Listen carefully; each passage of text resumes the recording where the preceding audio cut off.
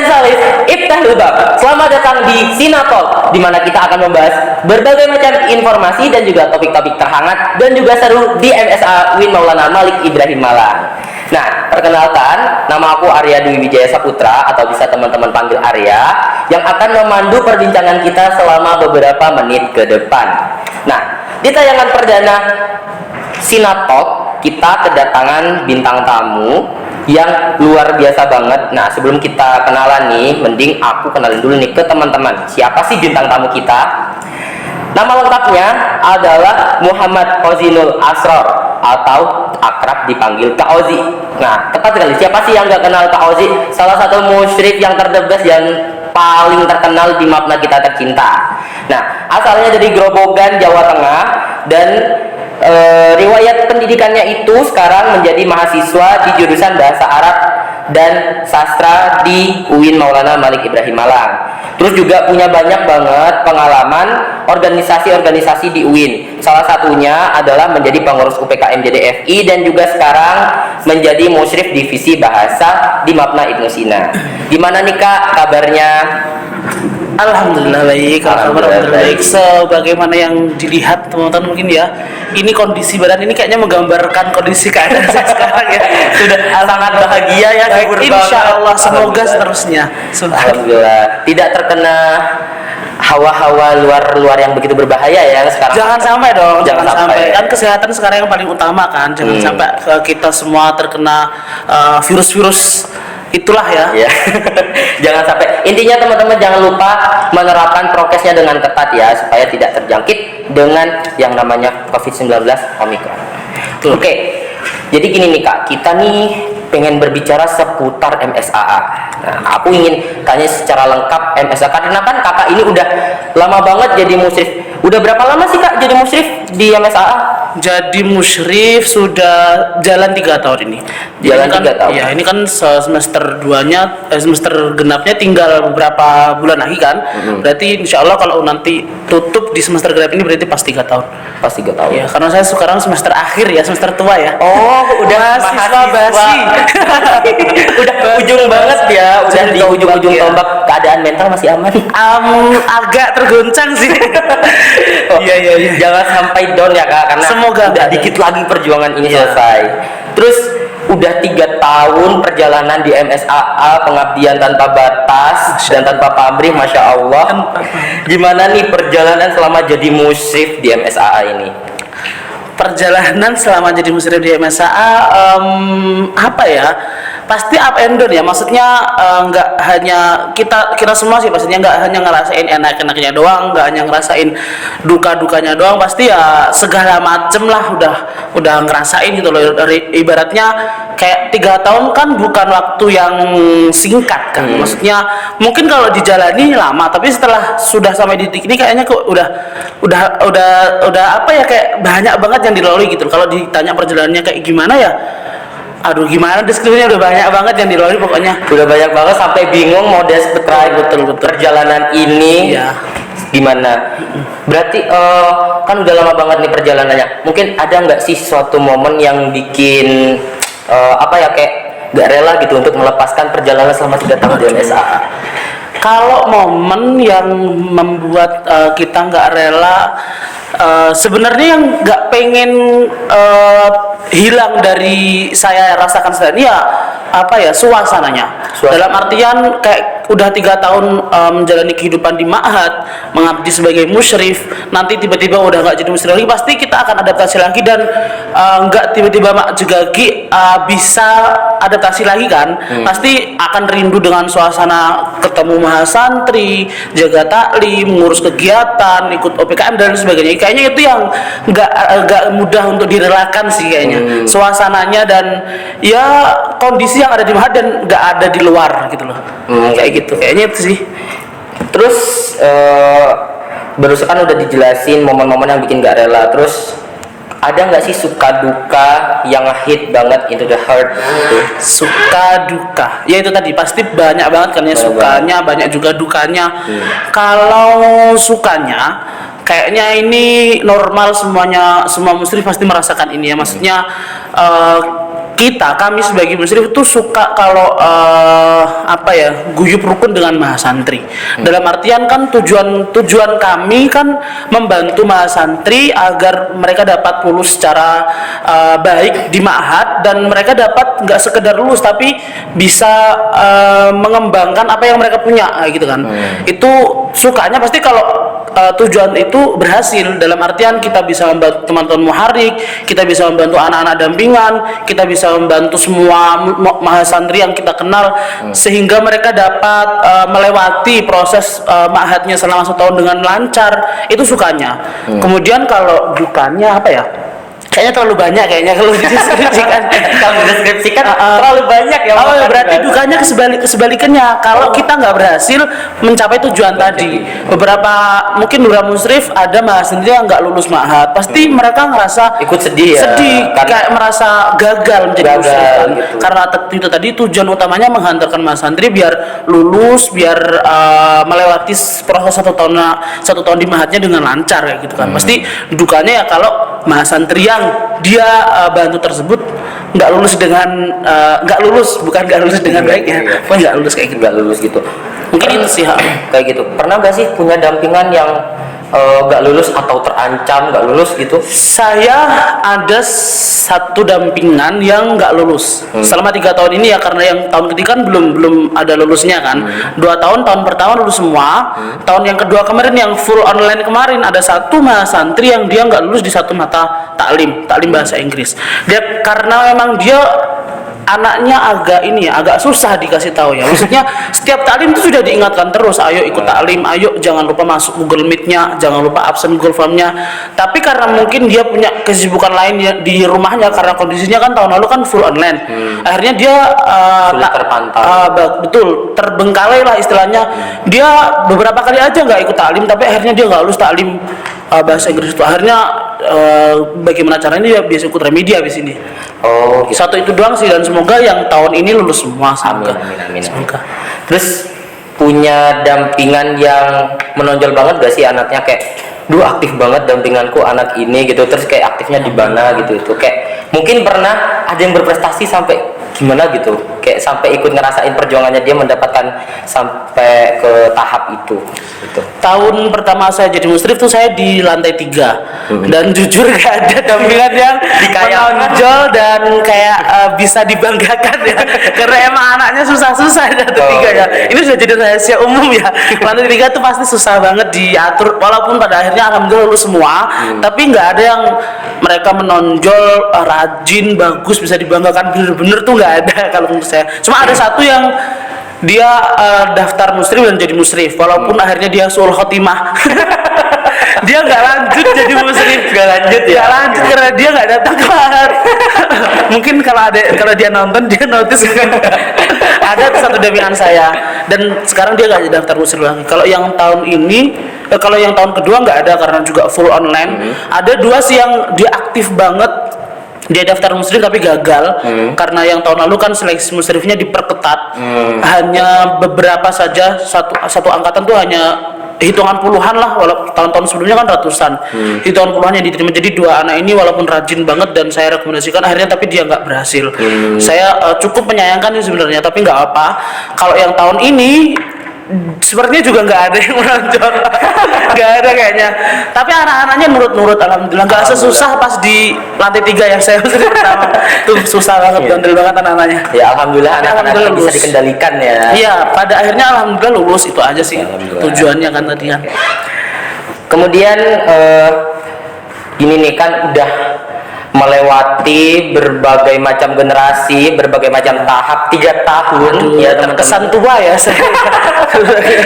Bukan saya yang bilang ya Kak. Iya sih, sadar diri saya. Alhamdulillah. Enggak kok, kau sih tetap kelihatan segar bugar kok. Masya Allah. Kio banget, imut kio banget. Aduh. Kayak aura-auranya tuh masih maba gitu. Waduh, memancar aura positif kan? Iya, positif. Auranya aur-auran. Aduh. Jadi gini nih, gimana sih kehidupan Mapna dari pagi, dari subuh jam 3 udah teng Allahu Akbar murotalan sampai malam lagi mahasantri itu sunyi senyap. Murotalan dengan sound yang sangat menggelegar itu kan, yang merusak gedang telinga. Tidak merusak kok teman-teman, itu hanya mengejutkan kami saja. Jadi gimana Kak? Kalau kegiatan sehari-hari yang full dari pagi sampai malam, saya kan alhamdulillahnya saya melewati berbagai macam kondisi mahat. Maksudnya dari yang saya mahasantri dulu full online, full offline. Jadi semua kegiatan mahat itu masih seperti semula dari pagi subuh luhuh, kemudian habis itu jam 6 selesai anak-anak pada persiapan untuk kuliah jam 6.30. Setelah itu kalau ada waktu senggang mereka tasbih, dan tasbihnya itu ditarget hatam 30 juz. Wow, amazing banget. Setelah itu mereka berangkat PKBA jam 2 sampai selesai jam 4, jam setengah 5. Mereka siap-siap absen buat sholat maghrib. Habis maghrib istirahat, habis itu isya absen lagi sholat, habis itu baru ta'lim afkar Al-Quran sama. Dan waktu itu kalau offline dulu yang saya mahasiswa ada ta'limnya kan masih ada 4, ta'lim Al-Quran, ta'lim afkar, ta'lim bahasa Arab Inggris. Jadi Arab Inggris masih masuk dalam ta'lim. Oh, bukan di PKPBA ya? PKBA tetap ada, cuma di Mahat tetap ada taklim sendiri. Ini maksudnya Subah Lughah. Jadi Subah Lughah itu minggu pertama Arab, minggu kedua Inggris gitu selang-seling. Kayak gitu dulu Subah Lughah itu. Kalau teman-teman mungkin yang sekarang nggak ngerasain Subah Lughah, yang tahun lalu kan juga nggak ngerasain ya. Itu Subah Lughah tuh kayak gini gambarannya. Mereka teman-teman santri setelah dari jamaah di masjid habis wirdul latif subuh itu, mereka kemudian berkelompok dengan mabnanya masing-masing. Setiap mabna diplot-plotkan sendiri, ada yang di depan saintek, ada yang di depan rektorat, ada yang ada di tempatnya depan, masing-masing. ada tempatnya masing, dan semuanya outdoor. Oh, outdoor. Nggak ada di gedung, di nggak dalam ada, ruangan. Jadi itu enaknya Subah karena teman-teman kalau ngerasain udara paginya UIN Malang itu sejuk banget, enak Iya banget. sih, bener sejuk banget. Nah itu enak Subah dan yang nggak dirasakan teman-teman saat ini kan Subah itu kan. Setelah mereka berkumpul habis itu masuk ke kelasnya masing-masing, baru pembelajaran biasa, tutor sebaya istilahnya, karena yang dampingi kan musyrif bukan mu'alim, jadi istilahnya tutor sebaya seperti itu. Itu Subah Lughah. Itu kalau itu tadi gambaran kegiatan sehari-hari ya. Untuk yang full offline dulu. Setelah itu saya kan musyrif. Musyrif 1 semester masih full offline, kemudian semester kedua UTS, habis itu online. Jadi saya ngerasain masa peralihan itu. Emang susah sih waktu itu, setelah offline semuanya tiba-tiba masuk ke online, semuanya adaptasi lagi gimana caranya taklim online. Waktu itu masih belum ada kelas-kelas taklimnya secara keseluruhan dengan video dan lain sebagainya kan. Habis itu saya musyrif kedua, tahun kedua full online jadinya. Yang sebelumnya full offline jadi full online. Full online ini susah lagi karena pastinya kan ingin memperbaiki seperempat yang online tahun sebelumnya. Tahun sebelumnya kan cuma seperempat yang online, offline, sisanya offline. Nah, yang full online ini pengen Mahat itu pengen ngasih yang terbaik, istilahnya yang terbaik dan yang enggak memberatkan mahasantri. Dan mudir Mahat atau itu ya Muzaki itu prinsipnya tetap ada kegiatan, tapi jangan sampai mahasantri itu merasa terbebani, karena mereka pasti sudah terbebani dengan kegiatan yang di kuliah reguler. Apalagi online, mereka susah kuota, susah sinyal dan lain sebagainya. Akhirnya solusinya enggak yang setiap kelas ada Zoom meeting, ada Google Meet, enggak, pakai video edukatif. Akhirnya musyrif tuh yang enggak tahu gimana cara bikin video, semuanya diatur gimana caranya kita bisa bikin video yang semenarik mungkin. Ini hebatnya teman-teman musyrif mungkin ya. Diterpa masalah apapun, di gimana caranya nyari solusi yang paling baik, yang terbaik buat dengan resiko yang paling kecil. Dengan resiko yang paling kecil, walaupun dana dan lain sebagainya terkendala, tetap kita harus bisa ngasih yang terbaik. Dan akhirnya teman-teman bisa loh, yang nggak punya basic bikin jalan cerita edukasi akhirnya bisa, yang nggak punya basic ngedit akhirnya pada tahu, karena dipaksa akhirnya terbiasa dan bisa akhirnya gitu. Bener kan? Ya, dipaksa terbiasa dan akhirnya bisa. Itu salah satu yang patut saya banggakan mungkin ya, bisa bergabung dengan teman-teman musyrif kayak gitu. Itu yang full online. Seterusnya habis itu masuk ke angkatannya kalian, angkatannya 2021 berarti ya? Iya, 21 ini 21. Awalnya online masih. Awalnya online dan taklimnya masih sama seperti tahun sebelumnya, cuma dimodif dikit-dikit lah, kayak gitu. Tapi di pertengahan semester 1 ya, akhirnya masuk offline. Nah, ini repot lagi, kita peralihan lagi, adaptasi lagi, gimana caranya merombak kegiatan-kegiatan lagi, gimana caranya taklim mungkin hybrid karena nggak semuanya datang ke sini kan. Iya. Ada teman-teman yang masih di rumah yang mereka masih online kan. Gimana caranya bisa mualim itu bisa terkoordinir Iya. dengan baik, bisa menyampaikan materi dengan baik dengan sistem hybrid kayak gitu kan. Adaptasi lagi, kegiatannya dikurangin lagi. Jadi kalau dilihat kegiatan offline sama online jauh lebih padat yang offline. Yang online tuh udah diringankan. Dulu pas full online itu taklim 1 minggu cuma dua kali, afkar sekali, Quran sekali. Kalau offline dulu setiap hari kan, sama kayak sekarang kan setiap hari. Iya, sama. Nah dulu yang online kan enggak.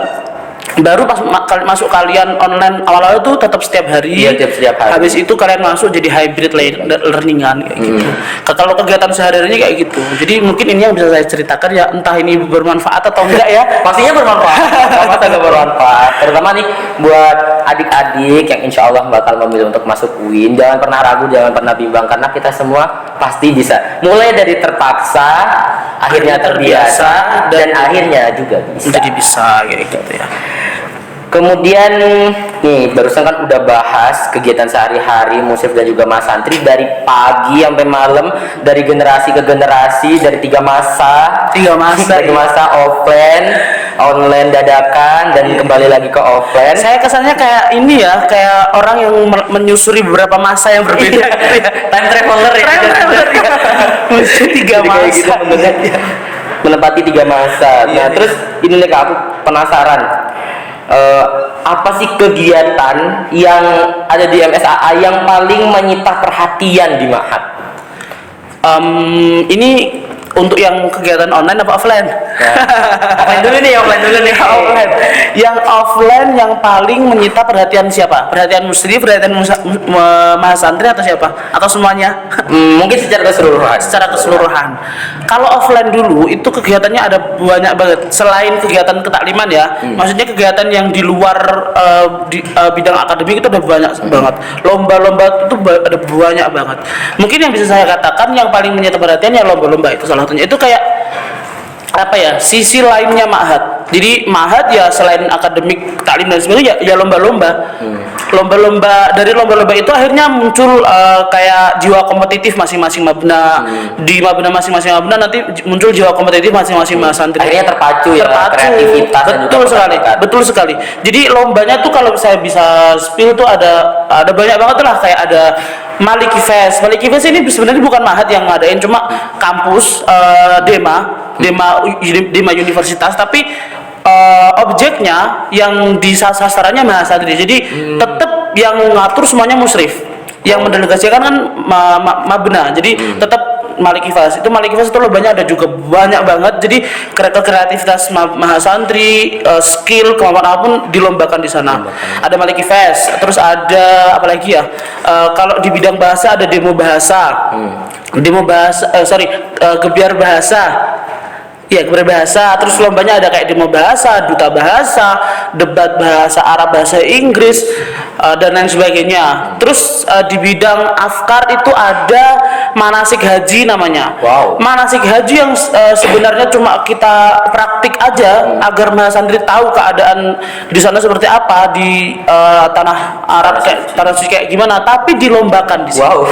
Jadi tetap kompetitif Banget ya, padahal yang harusnya edukatif, hanya sekedar pengetahuan, bahkan dilombakan. Jadi kompetitif, jadi tidak hanya sekedar edukatif tapi juga kompetitif.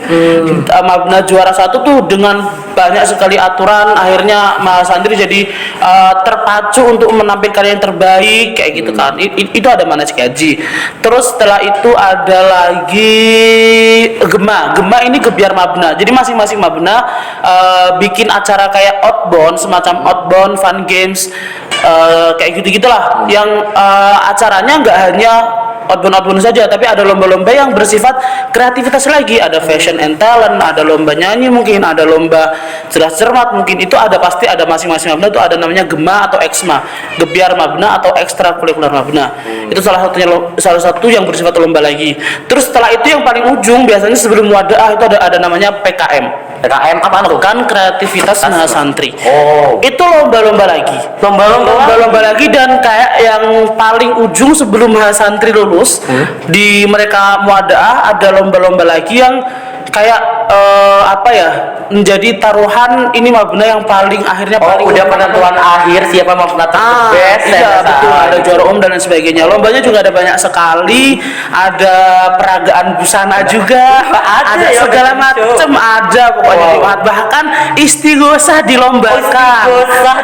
Ada juga. Jadi gimana dia yang paling khusyuk, dia yang paling bagus bacaannya, paling kompak kayak gitu.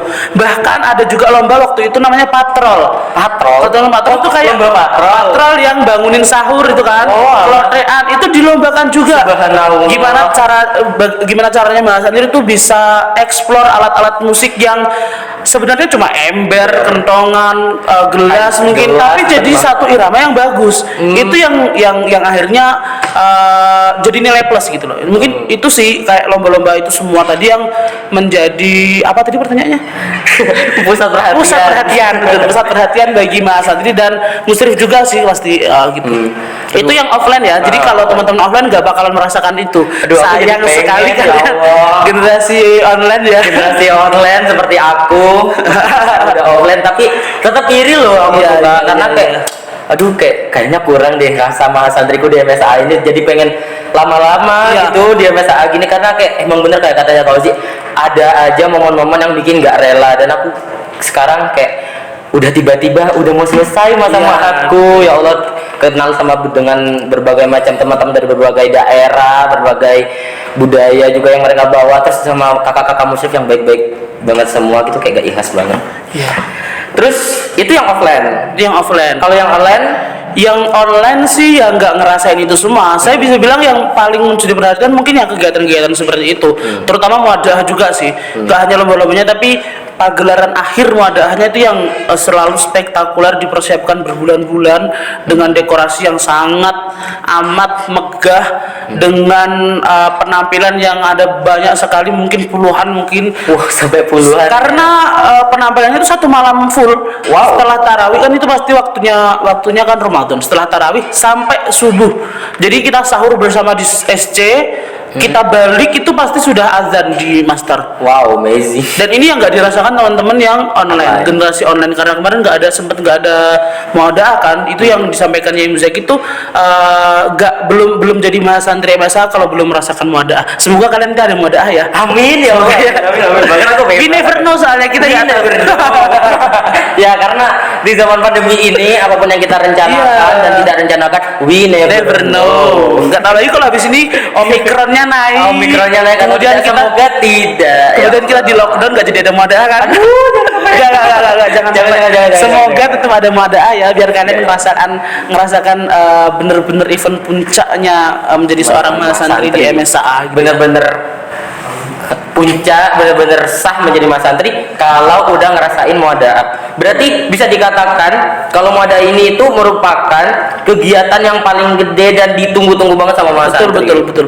Dan tiap tahunnya dengan tema-tema yang berbeda, dengan kemegahan dan suasana yang selalu berbeda. Paling ditunggu. Berarti kakak kemarin ngurusin muadah pas masa offline, pas musik pertama. Saya ngerasain muadah berarti baru dua kali. Ketika jadi mas santri, itu saya yang muadah, maksudnya muadahnya angkatan saya, itu Jagadita waktu itu namanya. Jagadita. Terus ketika saya jadi musri pertama itu kan nggak ada muadah, karena setelah itu sebenarnya ada direncanakan, sudah di panitia udah terbentuk, udah persiapan segala macem. Saya sendiri si lomba waktu itu. Udah rapat setiap malam, lembur ini itu, bikin juknis. Akhirnya diterpa musibah yang tidak kita inginkan. Musibah apa itu? Pandemi. Akhirnya akhirnya nggak yakin untuk bisa tetap melaksanakan muadah meskipun secara luring ya, karena waktu itu benar-benar masa peralihan kan. Meskipun mas santri dipulangkan, musrif kebanyakan kan juga pulang, jadi nggak bisa ngadain acara di Mahat kayak gitu kan. Akhirnya nggak ada muadah. Terus ketika saya musrif kedua kemarin ada muadah Belief itu yang walaupun singkat persiapannya, simple banget, mungkin H-1 bulan 2 bulan doang. Sebelumnya tuh muadah H-1 H-2 bulan itu singkat karena sebelumnya konsep muadah 4 bulan 3 bulan sebelumnya pasti. Pasti sebelumnya tapi akhirnya tetap terlaksana muadaah yang super spektakuler. Wow. Kemarin ketika saya menjadi musyrif yang kedua, setelah itu habis ini nggak tahu ya, kayaknya sih nggak jadi ya. Harus ada dong. Harus ada, sudah. Insya Allah sudah panitia sudah terbentuk, sudah beberapa kali rapat, dan insya Allah semoga tidak ada halangan apapun dan Amin. kita dapat melaksanakan agenda besar ini ya. Amin amin ya rabbal alamin. Harus ada karena aku yang mau lulus mah. Iya. Aduh ya Allah, semoga tidak datang pandemi ya, karena kasihan. Ini masih pandemi, bukan tidak datang pandemi. Oh iya, Gelombang lonjakan. Gelombang lonjakan semoga tidak ada lagi. Semoga. Kayak gitu, amin amin. Oke, terus aku ingin tanya satu hal lagi ke Kak Ozi. Ini apa ya? Berat sih aku bilangnya sih Kak. Apa dong? Gimana ya? Apa dong? Kalau berat aku aja, kamu nggak usah bilang. Aku kan berat ini. jangan dimasukin hati ya kamu. Iya.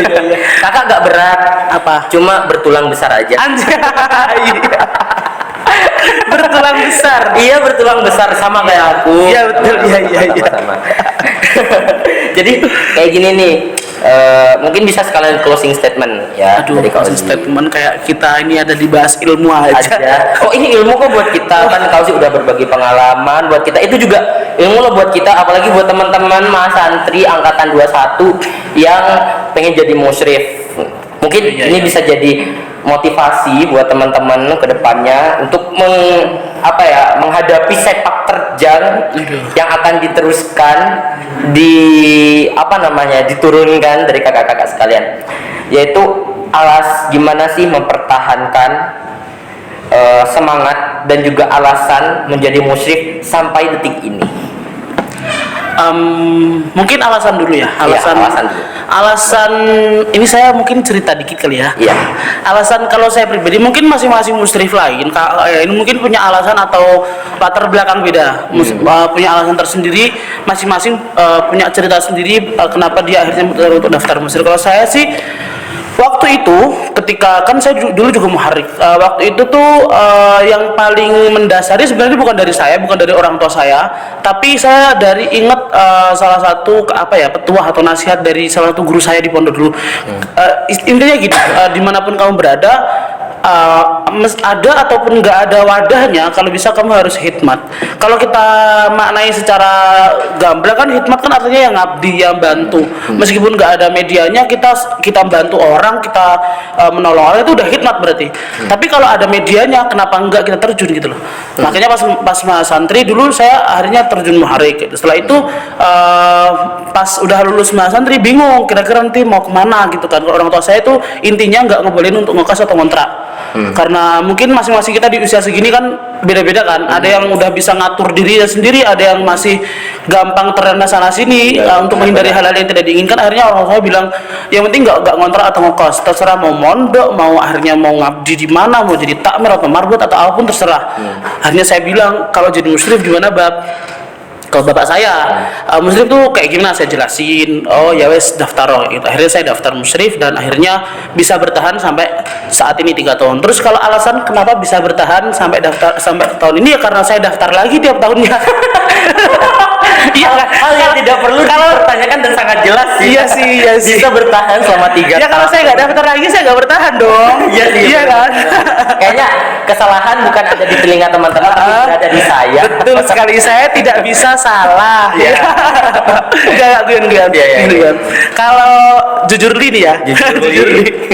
Kalau alasan kenapa masih terus bertahan daftar lagi ya, selain karena dorongan pasti murabi setiap tahunnya itu pasti meminta musyrifnya untuk terus daftar lagi kan sampai dia semester akhir itu kan. Selain itu karena saya merasa nyaman. Maksudnya udah nyemplung di ma'had menjadi seorang musyrif atau istilahnya bantu hal-hal yang apa di ma'had, ya saya nyaman di situ gitu loh. Karena kalau udah nyaman ngapain harus cari tempat yang lain gitu. Belum tentu saya nanti keluar mondok misalnya, meskipun nggak angkas atau kontrak, belum tentu saya di tempat itu saya nyaman lagi. Belum tentu saya bisa mendapatkan apa yang sudah saya dapatkan di sini gitu loh. Jadi ya akhirnya saya daftar lagi dan daftar lagi. Ya gitu sih selama sampai 3 tahun ini. Kayak gitu. Itu sih. Mungkin itu sih ya.